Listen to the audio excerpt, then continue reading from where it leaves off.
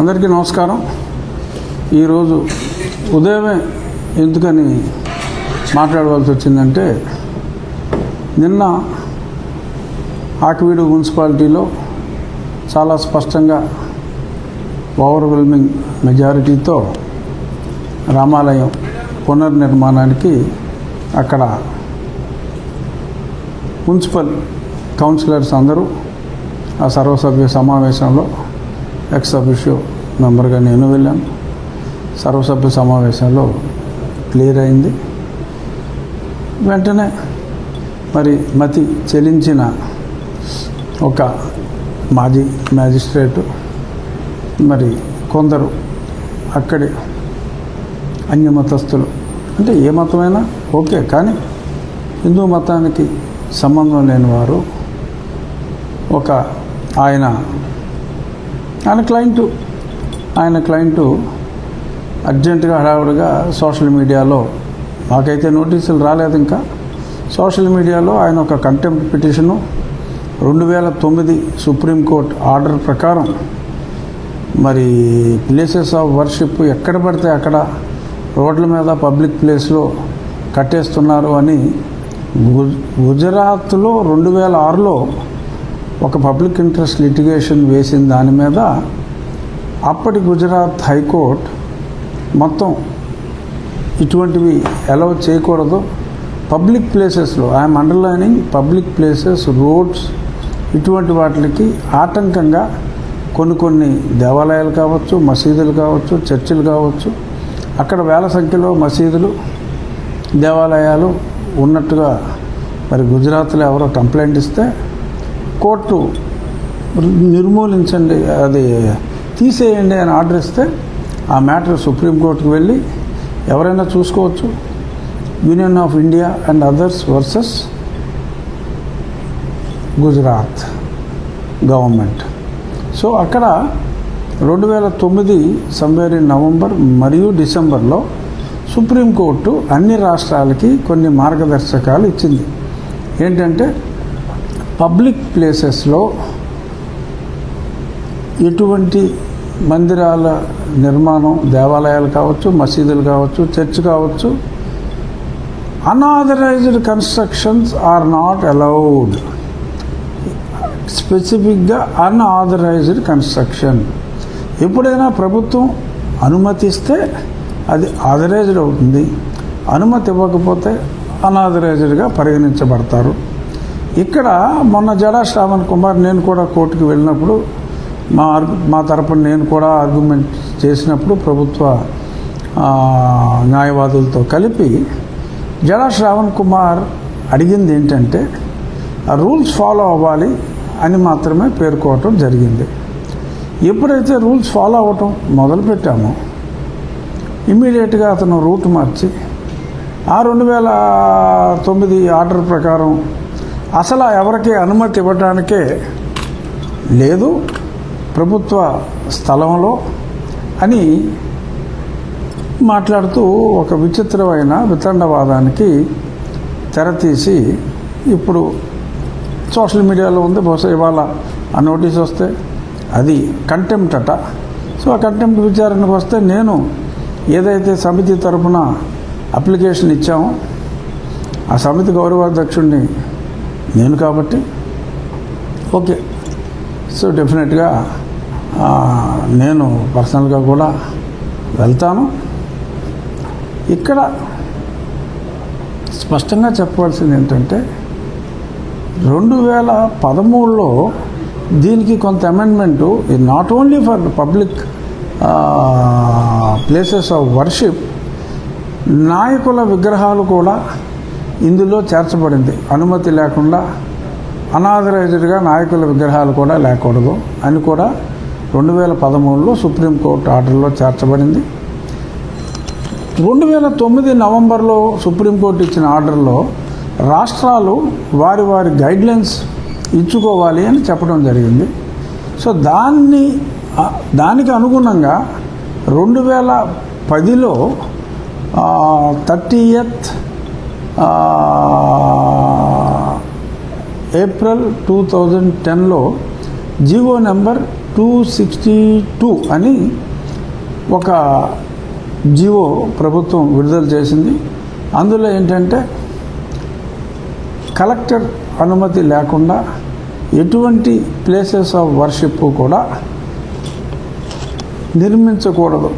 అది ప్రభుత్వానికి సంబంధించింది కావచ్చు, ఏదైనా కావచ్చు. ప్లేసెస్ ఆఫ్ వర్షిప్ ఇవ్వాలి అంటే ప్రభుత్వ అనుమతి ఉండాలి. ఎస్పెషల్లీ పబ్లిక్ ప్లేసెస్లో ఇటువంటివి ప్రజలకు ఇబ్బంది కలిగించే విధంగా చేయకూడదు అని ఉంది. Government land is different, public place is different. మరి బ్లూ కోట్ వేసుకునే వాళ్ళందరూ అంబేద్కర్ గారి లాగా రాజనీతిజ్ఞులు కాలేరు. కేవలం ఇమిటేషన్ చక్రవర్తులు టై కోటు వేసుకొచ్చేసి మరి నోటుకు వచ్చినట్టు ప్రజల్ని కొంత కన్ఫ్యూజన్, రామభక్తుల్ని కొంత కన్ఫ్యూజన్. అక్కడ ఇష్యూ ఏమీ లేదు, where all there to take care. కానీ ఎందుకు చెప్తున్నాను అంటే కొద్దిమంది ఏమో వాళ్ళు ఏ కుట్ర చేస్తున్నారో అని కాస్త నిరాశ చెందే అవకాశాలు ఉన్నాయి. కాబట్టి ఏమీ ఇబ్బంది లేదు, అన్నిటికీ ఆ రాముడే ఉన్నాడు, న్యాయం మన పక్షాన ఉంది. ఇలాంటి సోకాల్ స్వయం ప్రకటిత మేధావులు ఎన్ని అడ్డంకులు, విశ్వామిత్రుడు యాగానికి మరి రాక్షసులు అడ్డం వచ్చారు, చాలామందిని పంపించారు, తాటకిని పంపించారు, మగ తాటకులు రావచ్చు మనకి. సో ఎన్ని వచ్చినప్పటికీ కూడా ఈ దేవాలయ నిర్మాణానికి అనే ఒక యజ్ఞంలో ఎందరు అడ్డం వచ్చినా సరే ఖచ్చితంగా వారు ఓడిపోతారు. ప్రజా న్యాయస్థానం కావచ్చు, నిజమైన న్యాయస్థానం కావచ్చు, ఏ న్యాయస్థానంలో అయినా మరి అన్యాయంగా మాట్లాడినప్పుడు పోతారు. ఎలాగా అతని ఆర్గ్యుమెంట్లో నసే తప్ప పసలేదో సరే, ఎలాగో కోర్టులో తేలుతుందో కొట్టేస్తారు. అసలు పిటిషన్ అడ్మిట్ కాదు, అది వేరే విషయం. 99% ఒకవేళ అడ్మిట్ అయినా ఇబ్బంది లేదు. ప్రజలకు నేను చెప్పేది ఏంటంటే రెవెన్యూ అథారిటీస్ క్లియర్గా సర్టిఫికేట్ ఇచ్చారు. అందులో 1932లోనే క్లియర్గా రామాలయం అక్కడ ఉంది. గవర్నమెంట్ పోరంబోక్ గుడి ఎంట్రన్స్ వాల్ మీద రామాలయం అని ఉంది అని వాళ్ళు సర్టిఫై చేశారు. కొంచెం ఫోకస్ చేయనైనా స్పష్టంగా చదువుకోవాలి.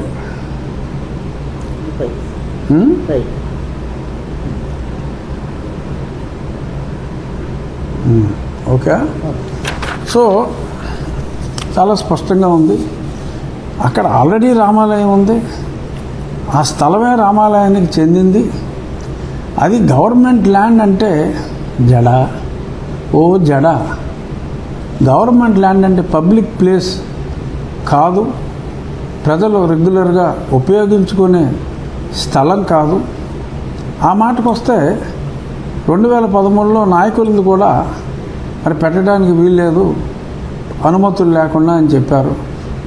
మీ లెక్క ప్రకారం మీరే కరెక్ట్ అని మీరు భావిస్తే మీరు ఎవరినైతే ఇమిటేట్ చేయాలని చెప్పి చూస్తున్నారో మరి పెద్ద ఆయన Ambedkar, doctor Bharat Ratna doctor BR Ambedkar గారి విగ్రహం కనీసం 100 సంవత్సరాలుగా విజయవాడ ప్రజలకి ఒక ఎగ్జిబిషన్ పెట్టుకోవాలన్నా, ఒక మహాసభ పెట్టుకోవాలన్నా, గాంధీ గారు వచ్చి సభ పెట్టినా, ఆ రోజుల్లో ప్రీ ఇండిపెండెన్స్ నెహ్రూ గారు వచ్చిన మరి అందరూ కూడా పీడబ్ల్యూడి గ్రౌండ్స్ అనేది చాలా ఫేమస్. మరి అటువంటి పీడబ్ల్యూడి గ్రౌండ్స్లో జగన్మోహన్ రెడ్డి ముఖ్యమంత్రిగా ఉన్నప్పుడు మరి అతను పర్మిషన్లు అన్నీ ఇచ్చాడు, కట్టాడు. అది కొట్టేమంటావు నువ్వు? అది గవర్నమెంట్ స్థలం కదా. ఓ జడా, అది గవర్నమెంట్ స్థలం కాదా? హైదరాబాద్లో కట్టారు చంద్రశేఖరరావు గారు, అది గవర్నమెంట్ స్థలం కాదా? 2013లో ఆ నాయకులను కూడా ఇంక్లూడ్ చేశారు కదా సుప్రీంకోర్టు. ఎల్లు కంటెంప్ట్. అక్కడ అంబేద్కర్ గారి విగ్రహం, ఇక్కడ అంబేద్కర్ విగ్రహం నేరం అని అనలేవు. ఎందుకంటే it is not unauthorised, it is authorised. ప్రభుత్వం అనుమతులు ఇచ్చింది. అనుమతి లేని వాటిని అలౌ చేయొద్దు అనే చెప్పారు తప్ప అనుమతి తీసుకుని కూడా కట్టుటకు లేదు అంటే రోడ్డు మధ్యలో అనుమతి ఇవ్వద్దురా బాబు అని చెప్పారు. అంతే తప్ప public place is different, government land is different. Pre ఇండిపెండెన్స్లోనే అది గవర్నమెంట్ ల్యాండ్ గుడికి చెందిన స్థలంగా రిజిస్టర్ అయిపోయి ఉంటే మరి నువ్వు కాగితాలు చూస్తున్నావా లేదా చూసేవో లేదో నాకు తెలియదు శ్రావణ్ గారు. కొంచెం మీ ఇంటి పేరులో జడ ఉంది కానీ మీరు వాడాల్సింది తల. ఆ తల వాడతలేదు. దయచేసి తల వాడండి, జడ వాడద్దు, తల వాడండి. కన్ఫ్యూజ్ చేయకండి జనాల్ని. సరే మ్యాటర్ వస్తే ఎప్పుడు వస్తే అప్పుడు చూసుకుంటాం. It is going to be unauthorised construction. ఉన్న దేవాలయం స్థలంలో, దేవాలయానికి సంబంధించిన స్థలంలో కట్టుకొనుటకు మళ్ళీ తిరిగి అనుమతులు అవసరం లేకపోయినప్పటికీ కూడా మీలాంటి కుహానా మేధావుల కోసం తిరిగి అన్నీ కూడా తీసుకుని పకడ్బందీగా రామాలయ నిర్మాణం కొనసాగుతుంది. మీలాంటి మరీచ సుబాహుల ఈ యజ్ఞాన్ని భగ్నం చేసే ప్రయత్నాలు ఎన్ని జరిగినప్పటికీ మళ్ళా చెప్తున్నా, శ్రీరాముని అండతో ఇటువంటి రాక్షస పన్నాగాలు చెల్లవు. రామభక్తులకు నా వినతి, ఖచ్చితంగా న్యాయం మన వైపు ఉంది. ఆ 2009 order is also in our favour. This is the temple land. This is not public place which is giving any disturbance to the public.